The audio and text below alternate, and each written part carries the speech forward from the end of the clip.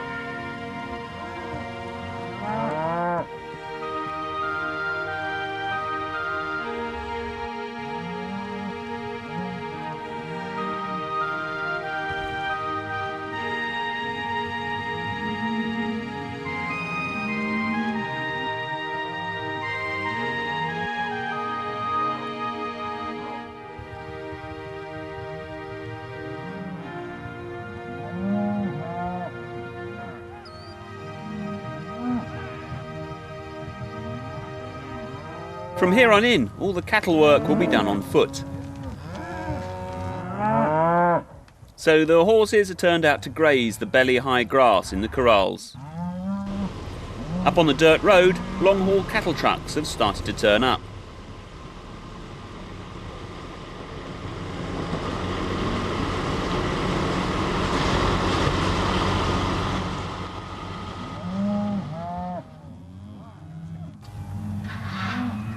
A few of the neighbours have also arrived to help sort the yearlings into three groups: steers, feeding heifers and breeding stock.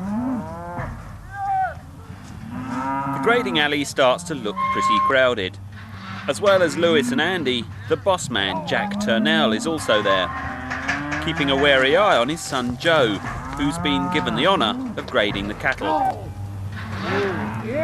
There are also a couple of people I've never seen before. A man in a red shirt with natty bib and brace overalls. He seems to spend all morning in quiet contemplation of the cattle. And there's another mysterious figure with a beard and a notebook. He turns out to be the local brand inspector, Arnie Thornton. Well, the brand inspector checks cattle for brands at ownership, time of shipment, or crossing county lines. So every animal that goes on these trucks, you have to make sure that it's got the correct brand on? That's right. It's got to be a pitchfork brand or no brand. Is it, presumably it's not often now that you come across crooked brands, is it? Oh, every once in a while you come across strays in them. Cattle get mixed. But nothing illegal, really? Well, there's not been too much altering brands here for the last 4 or 5 years anyway.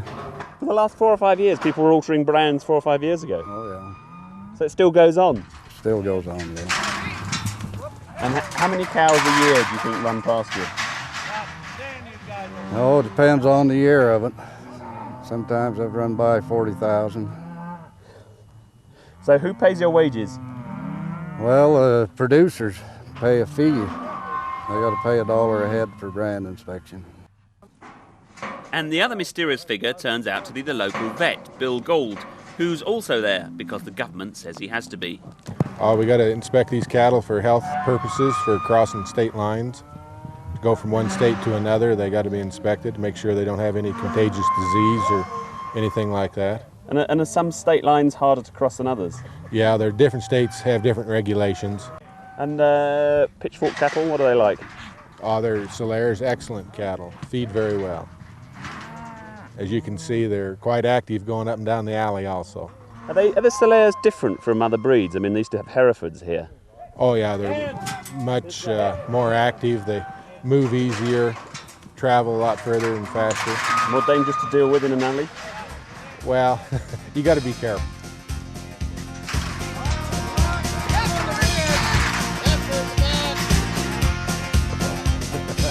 You give them all the room they want.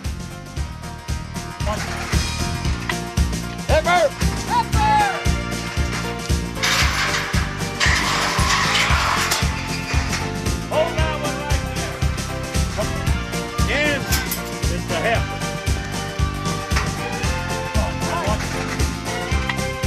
Can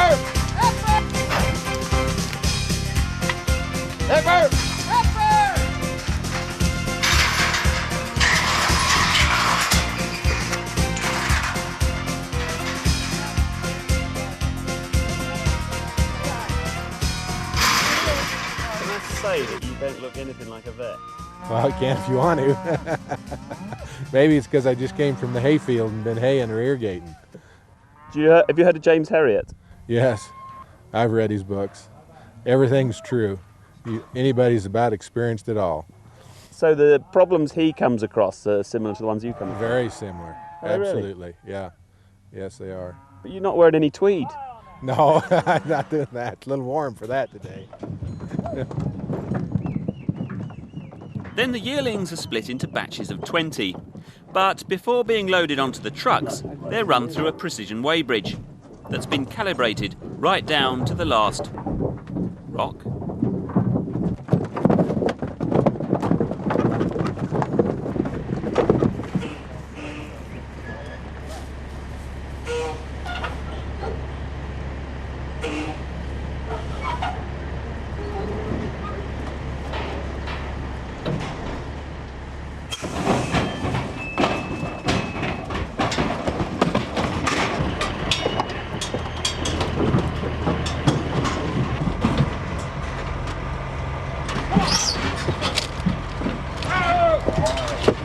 Coming out!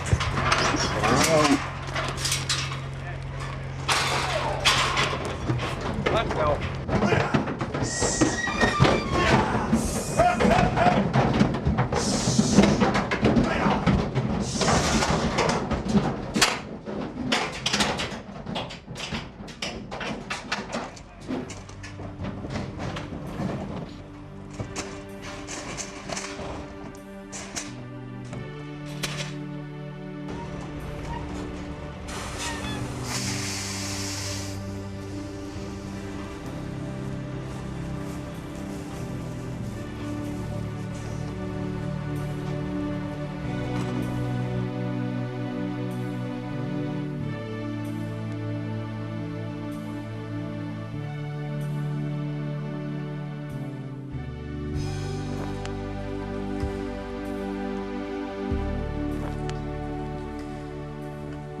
How'd you feel when they all go?